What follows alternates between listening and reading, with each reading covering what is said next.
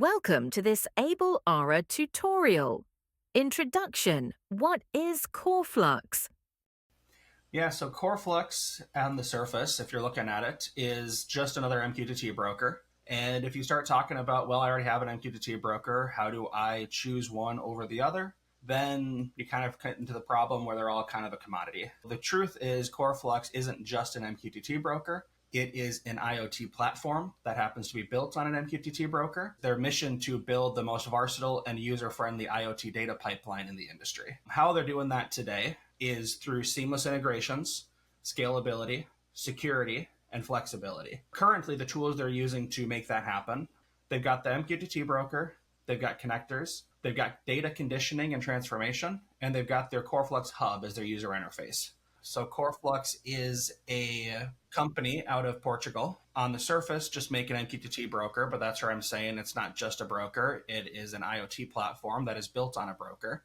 And their motto is to connect everything. They want to be the end-to-end data management for creative developers that meets their mission of becoming the most versatile and user-friendly IoT data pipeline in the industry. What does it mean to be the most versatile and user-friendly IoT data pipeline? It means that you need systems integration and real-time monitoring. You need to be able to integrate with the existing systems on the plant floor. It needs to be compatible with all the protocols that are out there in the real world. You need robust multi-protocol support and network flexibility. So it needs to be able to be installed at the edge. It needs to be flexible on the network. That's where MQTT and other pub sub protocols come into play, where you don't need to open ports so you can punch out through. Because of that, they've got support for MQTT, Modbus, OPC UA, device drivers like Siemens and Rockwell on the plant floor.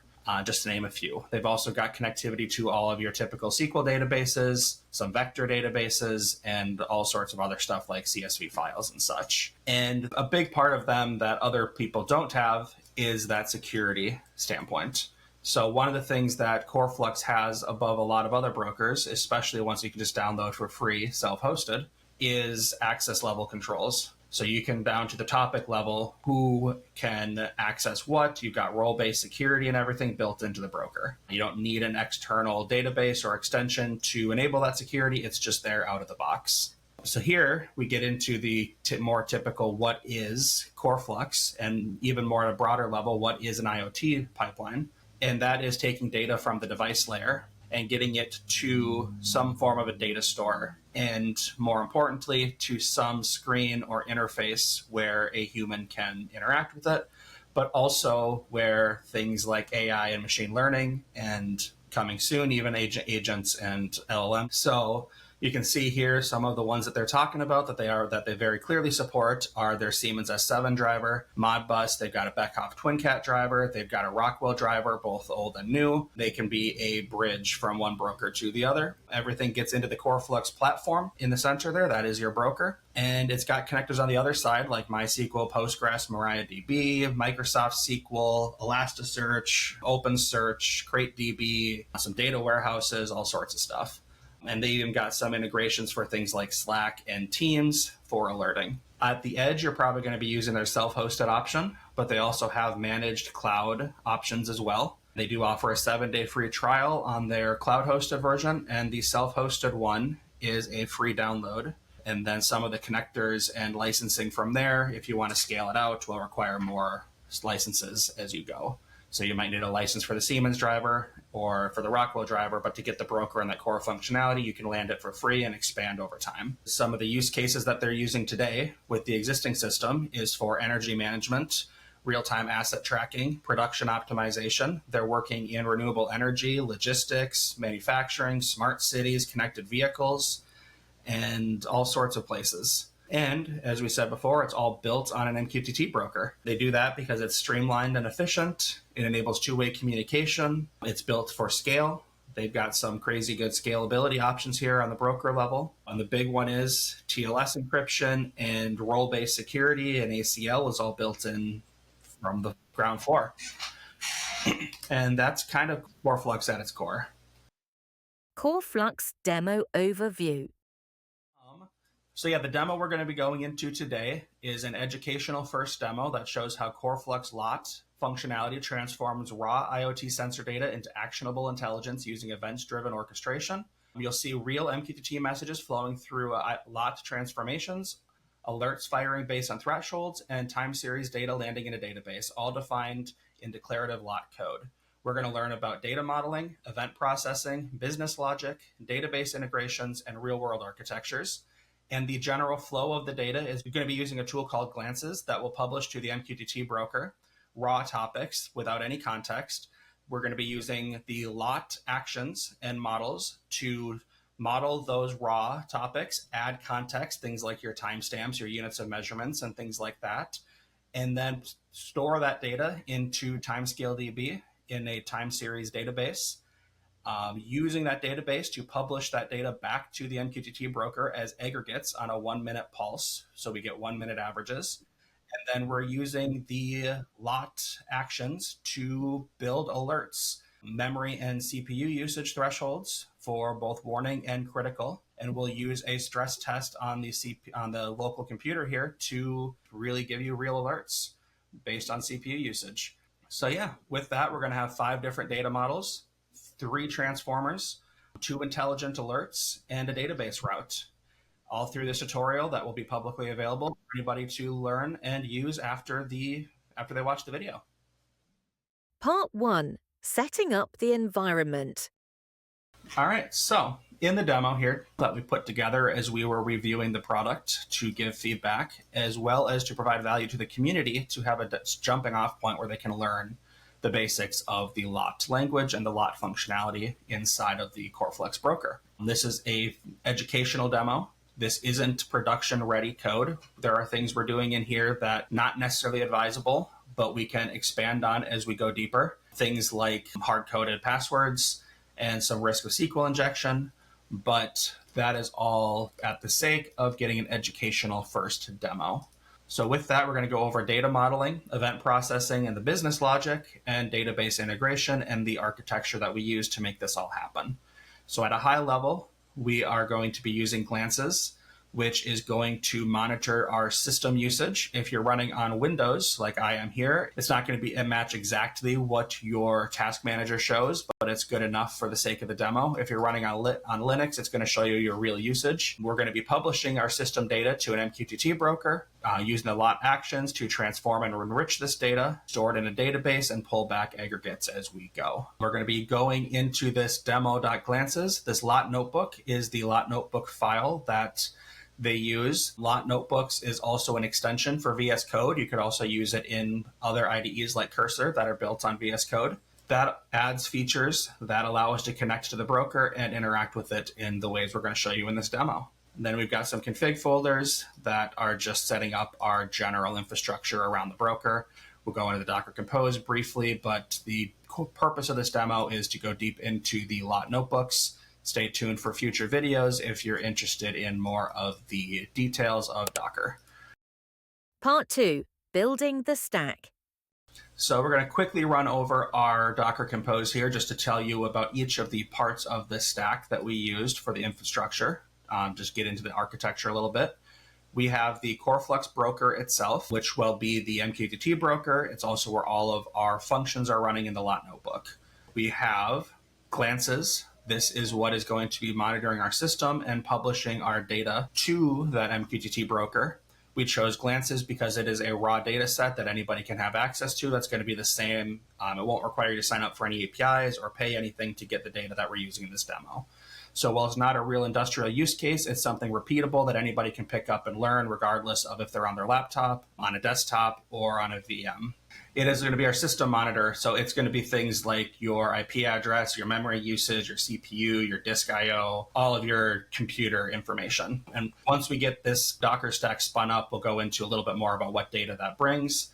But for now, we're using TimescaleDB, which is a Postgres extension.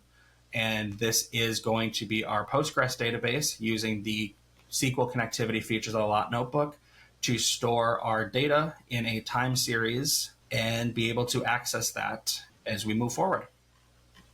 And then just for the sake of the demo, we added a couple utilities here for just ease of use and convenience, so you don't have to install things on your local machine. pgadmin is just our database admin tool, so we can go look at the tables and everything without having to install that on your own computer if you don't already. MQTT Explorer running in Docker here just so you can run it in the browser and not have to have that installed. We added Grafana here just so we could wrap it all together at the end of the day and provide a quick little dashboard on top of everything we did here. All right, so now that we went over what the Docker Compose is, we're going to run the stack. It's going to grab everything because that's what Docker does and just get everything started and ready for us. And with that, we have everything we need running and good to go. Part 3. Understanding the problem before lot. All right, now that we have Docker running, we can show you a little bit more about what Glances is. So yeah, this is Glances. It is just grabbing all of the containers that are running. It is monitoring the Docker space and reporting back all the system usage. So all the threads, all the CPU stuff, basically everything is being published to our MQTT broker. So we can use this to connect CoreFlux broker. So now we have Glances running. We have all the data we need is being published to the broker, but it's very raw and it's not very clean. It's just raw data. There's no JSON, there's no context. It's just individual topics with individual values. There's no units of measure. There's no timestamps. There's no context, just raw data. So if you look here, we have our total CPU usage is going to be one of our relevant data points that we're going to be talking about, as well as our total memory usage are the primary two data points we're going to be working with here. But as you can see, our percentage here is 4.8, but that value is pretty meaningless outside of the hierarchy where we know that it's a percentage. But what does that mean? A percentage of what? Our CPU total is what units of measurement. Based on Glances, I can tell you that it is percentage here and percentage there. We're running at 8.1% here. And you can see we're at about the same on our CPU running there. So we know that's a percentage because as a human, I can see that, but the data lacks that context. And that is where Lot Notebook will come in and really help us model and contextualize the data. Part 4. Modeling data with lot. So this is our Lot Notebook demo. All right. So following along with us or after, you can go line for line and read this, but we're just going to go at a high level and run through the demo. The main tutorial here we're doing is going to be the data modeling, event processing, business logic, and database integration, along with some real-time aggregation of those two data points we just talked about, the CPU and memory usage. We talked about the problem of there's no context to that data, there's no units, there's no timestamps, we don't know anything about it outside of that one raw value point. So we need to not only normalize, but enrich our incoming data. That will allow us to detect anomalies, store our metrics, and calculate our data going forward. We already went over the architecture, so coming straight down here, this is the Lot Notebooks here. So this is defining models in the language that they have made for the Lot Notebook. But first step is you see on the bottom of the screen here that this is disconnected. So we need to connect to our broker now that it's running. I have mine running on localhost just for the sake of this demo. You might as well. Otherwise, it'll be whatever IP address you have it running at. And then we are going to log in with the default username and password is root is the username and CoreFlux is the password. Yeah, and to get this environment set up, we used the Lot Notebooks extension that CoreFlux has published for VS Code. So you can get that installed. Just search CoreFlux in your extension marketplace and install it. This allows you to interact with the LOTNB Lot Notebook files that CoreFlux uses for their Lot Notebook features. It just allows you to do everything we're going to show you in VS Code through here. There's still a very new alpha build of a user interface they're working on, so you may or may not need the VS Code extension in the future, but it's always there for the developers who prefer it. So in our VS Code extension, it allowed us to see the Lot Notebook files are now opened in a way that we can see. That's what allowed us to connect. It added this tab on the bottom here. We can connect to the broker, and it's monitoring our connectivity, and our Lot Notebook functionality is now being handled inside of VS Code. If you open this without the extension, you're going to see a bunch of JSON that this is all behind, and it's not going to be formatted, and you're not going to be able to run your code as we defined here.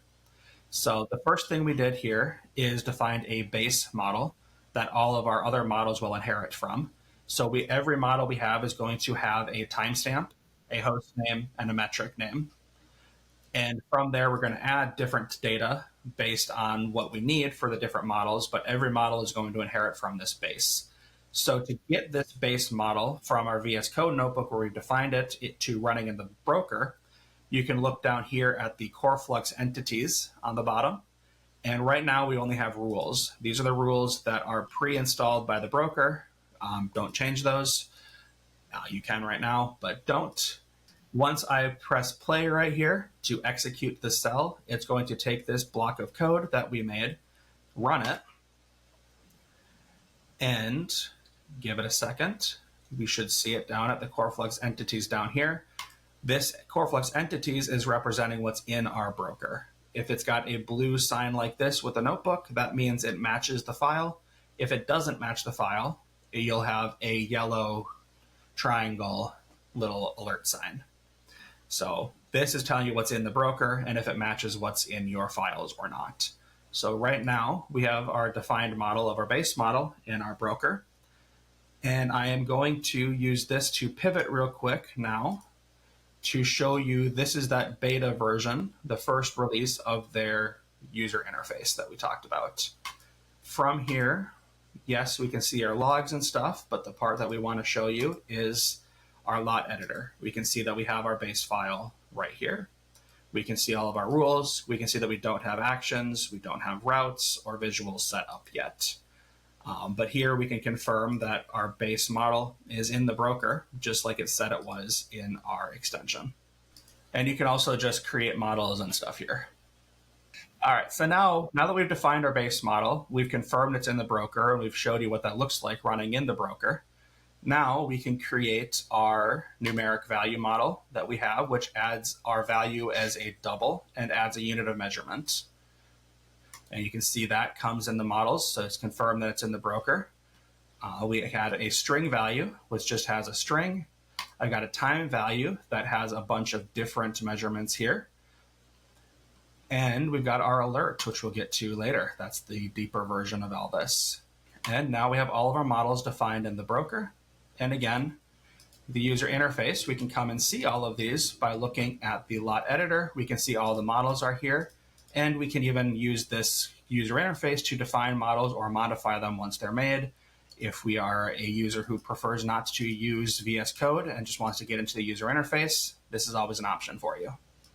And that's it. We have our models defined. So we've got our base model and all of our models that inherit from it. Part 5, Lot Actions, Transforming Data in Motion. So now we got to get into how they define actions. So actions are going to be when something happens, something else happens. So in this case right here, we'll run this in a second. This will define the action of Glance's mapping CPU, and it will define this action on the topic that we define here. So Glance's wildcard CPU total. If we go back to MQTT Explorer, we can see Glance's, CoreFlux Glance's being the host that we're monitoring, CPU total is a raw value of a number. And with that, we will use that value to publish our model of numeric value. But before we can do that, we need to set our context, get our context, normalize, and populate the other fields of that model because we only have our value in our raw topic. So we're going to set our host name based on position 2 of our topic path, which you can see here is Glance's wildcard. So our host name could change depending on which topic is being published to. So we're going to take our host name. We're going to take our value as it is in this scenario because it's already a number. It's already the right data type. We're going to add our unit of measure, which we know from looking at the Glance's data is a percentage. And then we're going to add our timestamp as our current time in UTC for consistency regardless of where we run this. And whenever we receive this topic, we're going to set that data, and then we're going to publish our model of a numeric value to the topic of metrics with our host name that we defined up here, system/CPU, and then we're going to populate the fields of that model with the values we set up here. So we've got our value, our unit of measurement, our metric, which we hard-coded here as CPU total, because that's the context we're adding, our host name, and our timestamp. So we're going to execute this cell, and you're going to see it come down here as a action. So the wildcard means that it'll perform that action on every topic that matches that pattern? Yes, every topic that matches that pattern will run this action and publish to this. So that's why the host name here is based on that value of host name up here. So based on whatever the original published topic was, it's going to publish with that context to the cleaner namespace over here. Is it just doing it once when you're publishing this, or is it now configuring this to always happen on new publishes and on change? Yep. So now every time that this topic changes or every time this topic gets published to, it's going to run this action and publish it to this topic as well. So it's basically going to take this topic on the event of the publish. It's going to run the script that we've defined on this action and then publish it back to that metrics namespace that we defined down here with the data per that script. And now that we can see the action is in the broker, we can go to MQTT Explorer and really see what this looks like. So now we have this metrics topic down here, you can see, with CoreFlux glances, which matches the same topic pattern that we had in our wildcard subscription, system CPU. And now we get a nice clean JSON contextualized payload of that value. So now instead of just our raw value of CPU total without any context, we have that same value, CPU total, but now we have all the context we need for future consumers to utilize. That's the brief part of the actions, but that's just one topic. So now what else do we do? Well, let's talk about our memory percentage as well. Wait one second. Yeah. So now we actually have the ability to have methods on MQTT topics. Yeah. But that's what we have now, right? Oh, we're just getting started. Yes. We haven't even gotten to the fact that this supports Python scripts yet. Yeah. So this action right here, in this specific action is simply just taking the data, modeling it, and publishing it, but it is a very simple method that we have performed on that topic inside the broker without third-party tools. And once we get deeper into the functionality of the lot notebooks that exceed the scope of this exact demo, we can even utilize things like Python scripts that we can define to run functions on these topics as well, which opens a lot of doors once you start doing some analytics and machine learning and much larger functions on these topics. So to keep going with the demo here, let's run the same action, very similar one, but on our memory percentage.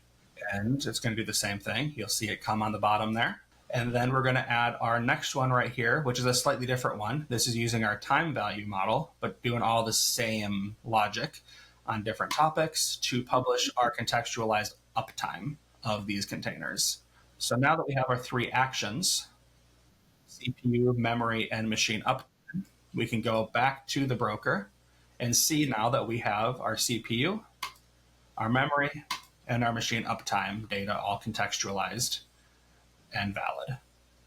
Yeah, this is allowing us to do a little bit of ETL right in the broker without requiring third-party tools, as well as more. But to simplify, this is what we're doing right here is some pretty basic ETL. This is incredible. Yes, we're getting a topic, we're transforming it, and we're loading it back to the same broker in this scenario. But that's just the basics. This is about the simplest version of an action that we could show you.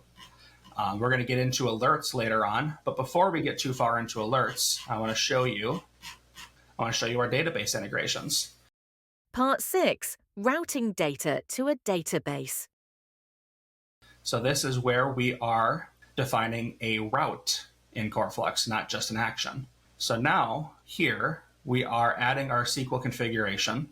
We are connecting to our server with these credentials. We could use SSL, we could do certificates, things like that. One of the feature requests I have in is the ability to use secrets or environment variables or something to make this a little bit more secure. But we're connecting to our SQL database, our Postgres database in this case, running the timescale extension, which we'll get into why that's relevant in a minute. but we're going to add the event, and we're going to focus on this first one right now, is insert system metrics. So our source topic down here, metric wildcard system metric, is the same topic that we publish to with our actions.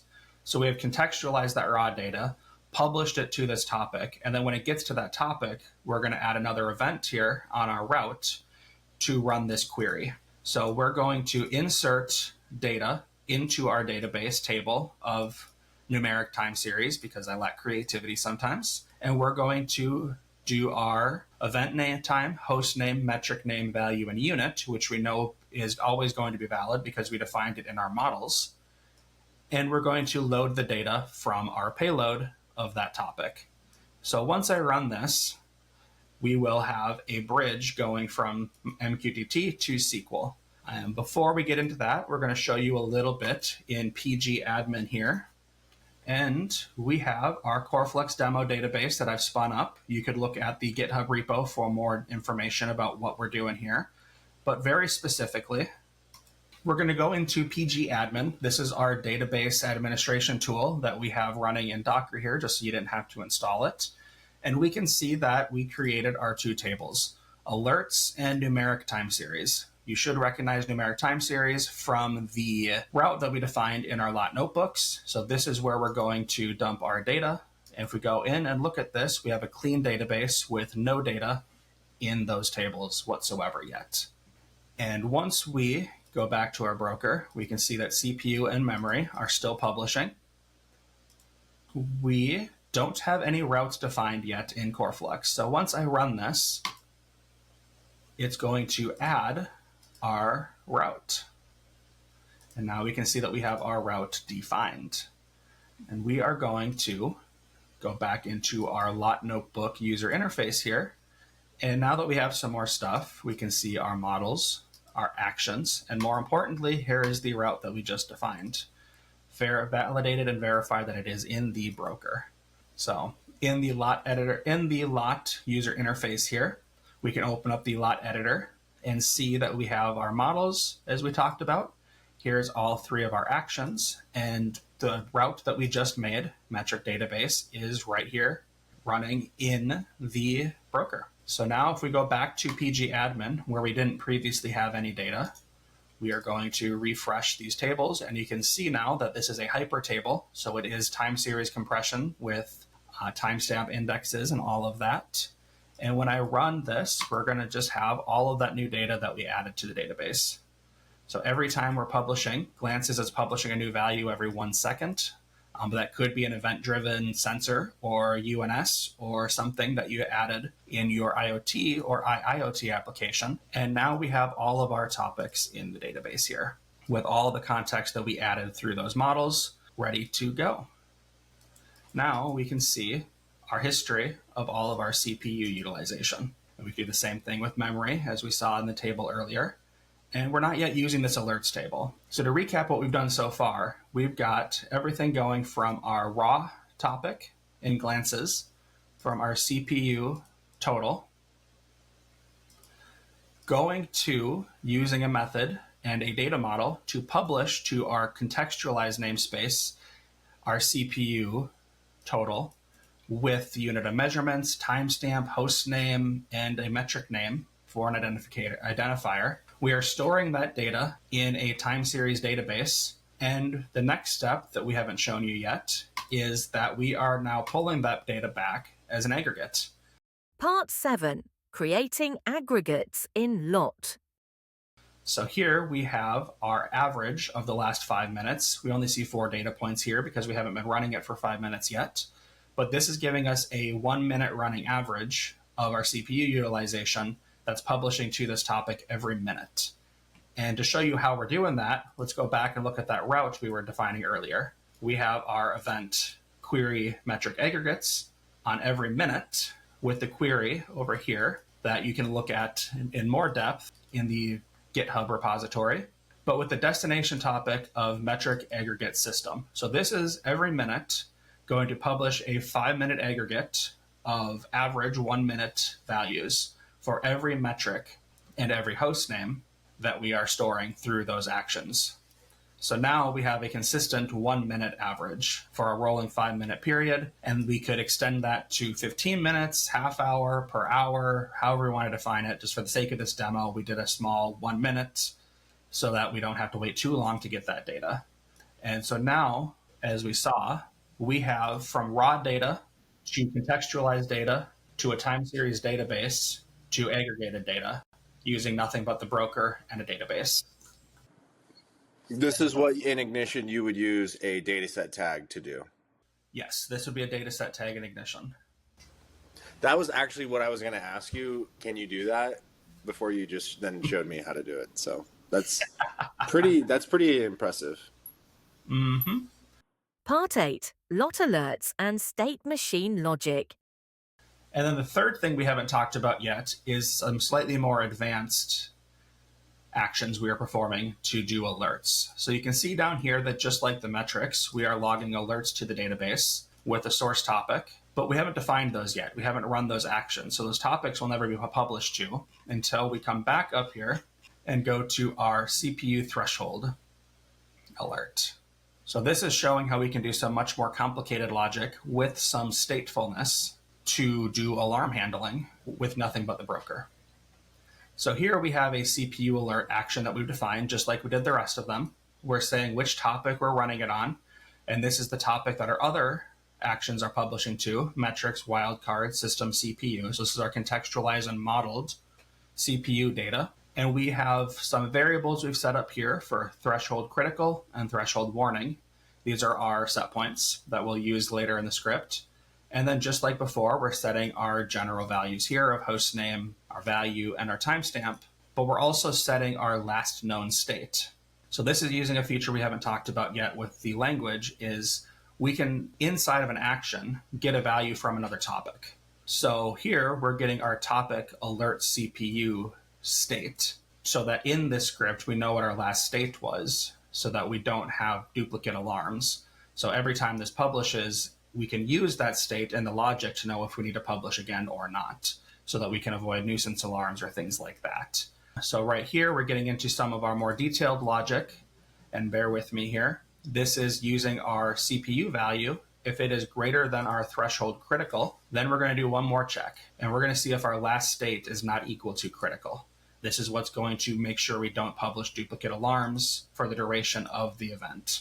If both of those things are true, our CPU value is, our total CPU utilization is above our critical threshold, and we're not already in a critical alarm state, then we're going to publish our model of alert that we looked at earlier to the topic alert CPU hostname.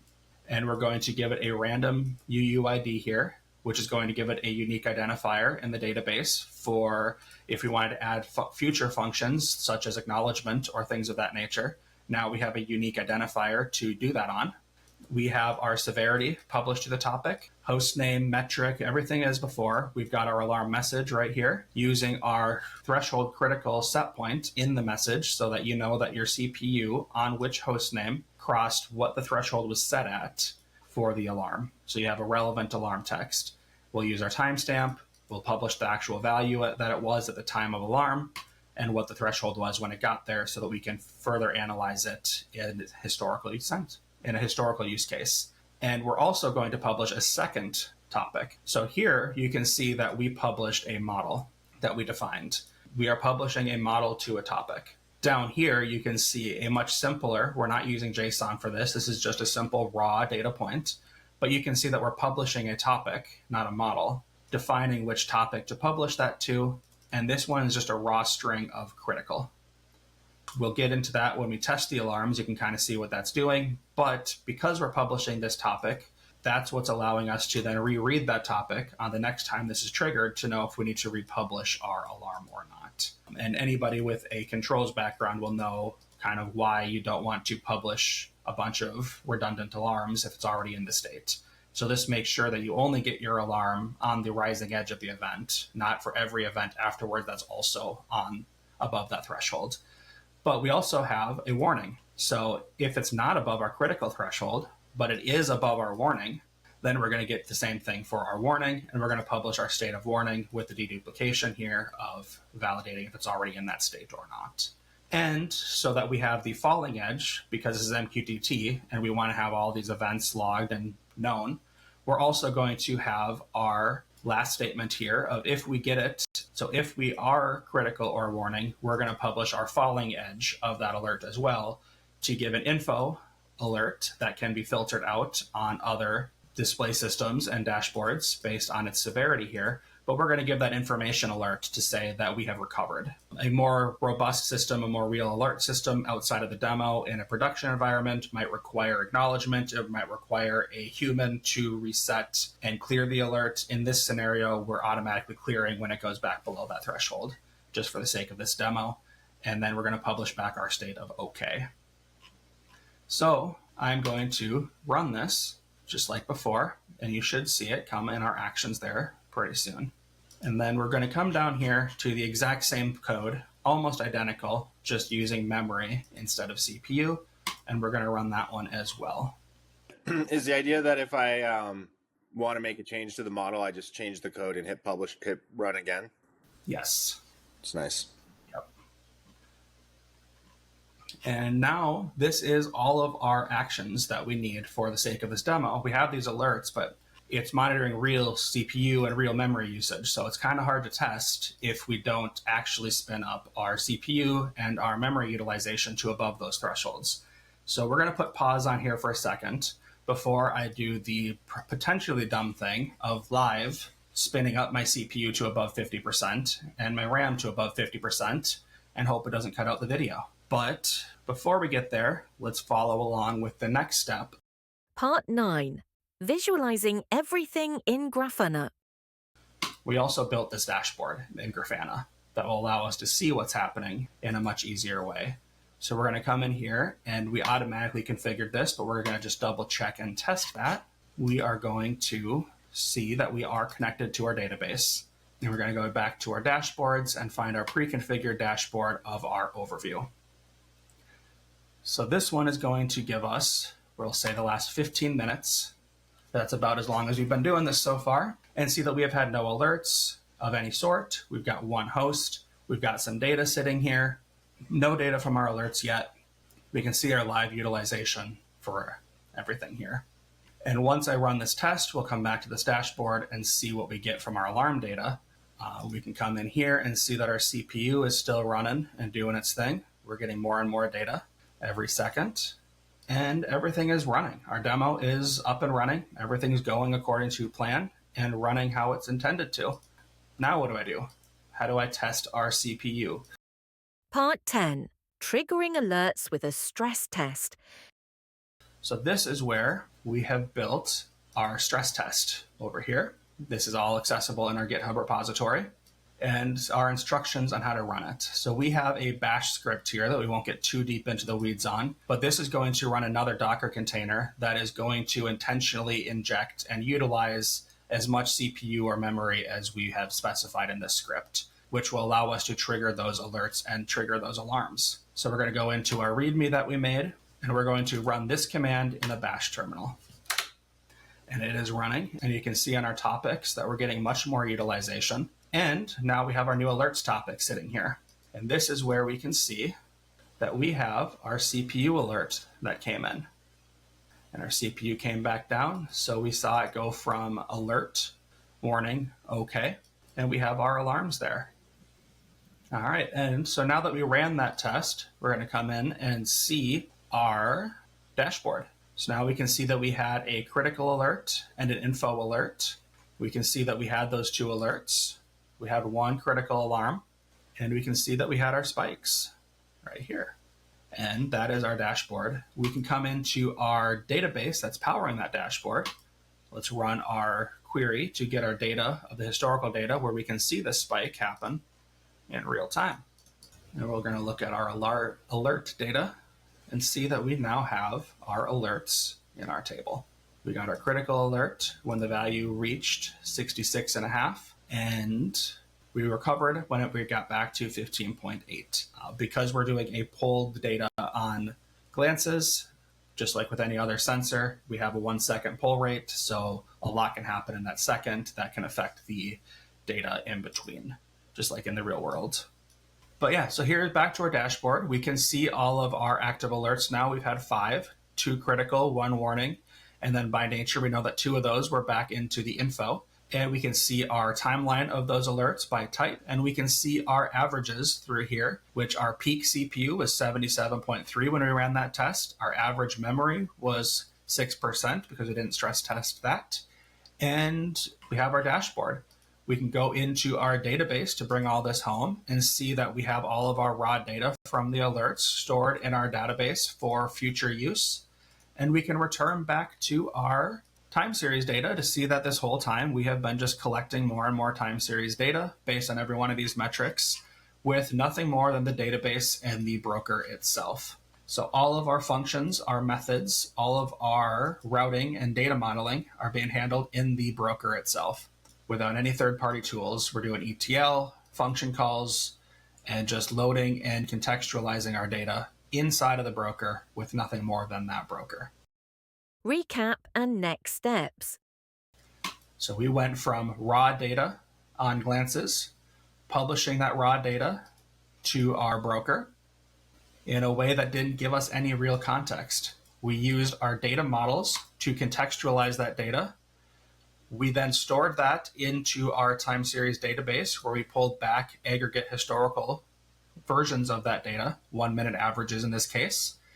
And then we showed that we could do alarms, alerts, and statefulness based on that to generate our alarms using general industry best practices, all within the broker itself.